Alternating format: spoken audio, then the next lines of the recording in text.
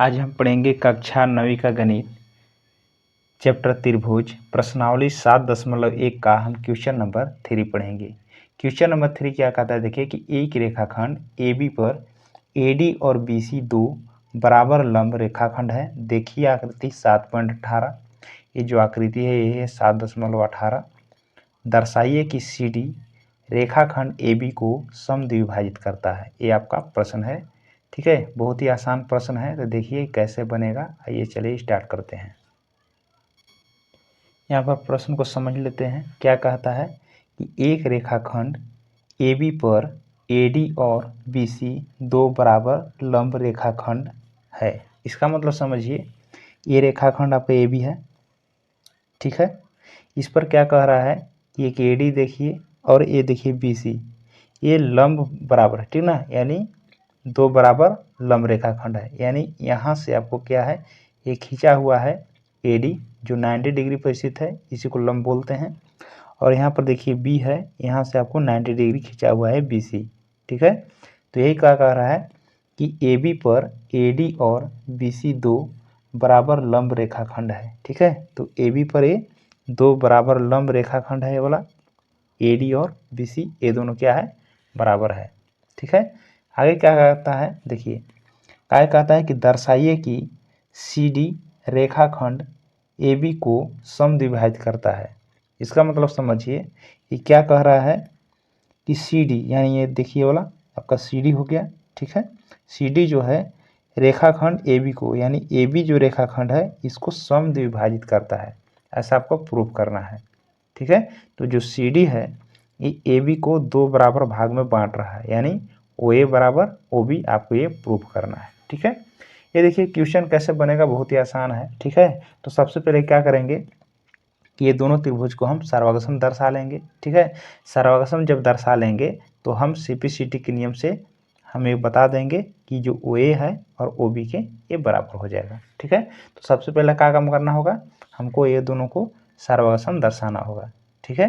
चलिए स्टार्ट करते हैं। देखिए सबसे पहले सर्वगसम कौन सा है, ये दोनों त्रिभुज को दर्शाना है, तो दोनों त्रिभुज को लेंगे, ठीक है। तो यहाँ पर लेंगे हम, यहाँ पर ले लेते हैं त्रिभुज, ये वाला ले लेते हैं OAD, ठीक है। देंगे OAD तथा लेंगे OBC, लेंगे त्रिभुज OBC में, ठीक है। ये दो त्रिभुज ले लिए। अब इस त्रिभुज में देखेंगे कि कौन सा रूल पर बनाएंगे। देखिए इस चैप्टर में 7.1 में केवल आपका 3 ही रूल है जो इससे बना सकते हैं, ठीक है। देखिए कौन कौन सा रूल है, देखिए ये तो पहला हुआ SAS भुजा कोण भुजा के रूल से बना सकते हैं, इसको सर्वगसम दर्शा सकते हैं, या कोण कोण भुजा, ठीक है, कोण कोण भुजा के रूल से सर्वगसम दर्शा सकते हैं। और तीसरा क्या है, ASA के रूल से इसे आप सर्वगसम दर्शा सकते हैं, ठीक है। तो देखते हैं इस कौन रूल बैठता है इस पर, ठीक है। तो सबसे पहले देखेंगे यहाँ पर कि देखिए ये ले लिए हैं OAD और OBC दो त्रिभुज लिए हैं, जिसमें क्या कहता है कि OAD में ये जो AD है और OBC में OBC है, ये दोनों में क्या है, इसमें AD और इसमें BC क्या है, बराबर, ये है दिया हुआ है, ठीक है। यहाँ पे लिख लेते हैं। सबसे पहले हम इस त्रिभुज में लिखेंगे हम AD बराबर, और OBC में लिखेंगे हम BC, ये दोनों बराबर है, लिख देंगे रीजन दिया है, ठीक है। ये दिया हुआ है, यहाँ पर लिख लिए। इसके बाद देखेंगे कि यहाँ पर देखिए 90 डिग्री है और यहाँ पर भी देखिए 90 डिग्री, ये भी दिया हुआ है, दोनों 90 डिग्री है, यानी दोनों समकोण है। तो इसको हम क्या करेंगे, जिसको कोण लिखा जाए उसको बीच में करते हैं, ठीक है।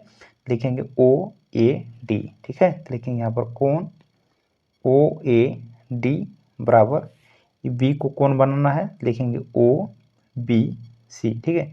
यहाँ से जब स्टार्ट किए इस कोण के लिए, तो इस कोण के लिए हम यहाँ से स्टार्ट करेंगे, ठीक है। लिखेंगे कोण OBC, ठीक है। और क्या है, दोनों 90 डिग्री है, दोनों 90 डिग्री है, ठीक है। दो चीज़ हमें मिल गया। अब यहाँ पर देखना है कि तीसरा चीज़ कौन सा काम करेंगे कि इस रूल पर बढ़ जाएगा, ठीक है। तो यहाँ पर देखिए जब ये समांतर है AD और BC जब ये समांतर है, ठीक है, तो यहाँ पर क्या शीर्षाभिमुख कोण काम करेगा, ठीक है। तो ये वाला आपका हो गया ये वाला कोण और ये वाला कोण, ये शीर्षाभिमुख कोण काम करेगा, ठीक है, आमने सामने का कोण, ठीक है। तो इसको कैसे लिखेंगे, लिखेंगे कोण AOD लिख देते हैं यहाँ पर, कोण AOD बराबर AOD यहाँ पर लिख लेते हैं कि BOC, ठीक है। जब यहाँ से लिखे AOD तो हम यहाँ से स्टार्ट करेंगे BOC, ठीक है। लिखेंगे कोण BOC, लिख देंगे यहाँ पर रीजन शीर्षाभिमुख कोण, ठीक है। अब यहाँ पर रूल लगाइए, कौन सा रूल लगेगा, ठीक है। यानी लिखेंगे कोण कोण भुजा, ठीक है। तो क्या करेंगे यहाँ पर, कौन सा रूल से सर्वसम होगा, लिखेंगे यहाँ पर AAS कोण कोण भुजा सर्वागमता नियम से, ठीक है। ये दोनों सर्वागम हो गया, तो लिखेंगे यहाँ पर कि त्रिभुज OAD है, लिखेंगे OAD बराबर लगाएंगे सर्वगम त्रिभुज OBC, ठीक है। तो AAS सर्वसमता के नियम से ये दोनों क्या होंगे, समरूप हो गए, ठीक है। ये हम प्रूफ कर लिए। इसके बाद यहाँ पर देखेंगे कि हमें क्या सिद्ध करना था कि जो ये CD है, ये जो CD है, ये वाला CD ये AB को समद्विभाजित करता है, मतलब AB को समद्विभाजित माने ये दोनों बराबर भाग को हमको ये सिद्ध करना था, ये वाला भाग को और ये वाला भाग को हमको दर्शाना था कि जब CD ये दोनों को समद्विभाजित करता है, ठीक है ना। तो क्या यहाँ पर लिखेंगे कि देखिए जब दो त्रिभुज सर्वसम हो जाते हैं तो इसके संगत भाग क्या होते हैं, बराबर होते हैं, मतलब ये वाला जो है ये वाला के बराबर हो जाएगा। किस रूल से, लिख देंगे यहाँ पर, लिखेंगे यहाँ पर कि OA बराबर OB, ठीक है, ये दोनों भी बराबर होगा, लिख देंगे यहाँ बगल में CP CT के रूल से, ठीक है। तो यही हमको प्रूफ करना था, बस इतना ही आपको बनाना है, ये आपका सवाल बन गया, ठीक है। CP CT का क्या होता है कि सर्वगम त्रिभुज के संगत भाग बराबर होते हैं, ठीक है। इसको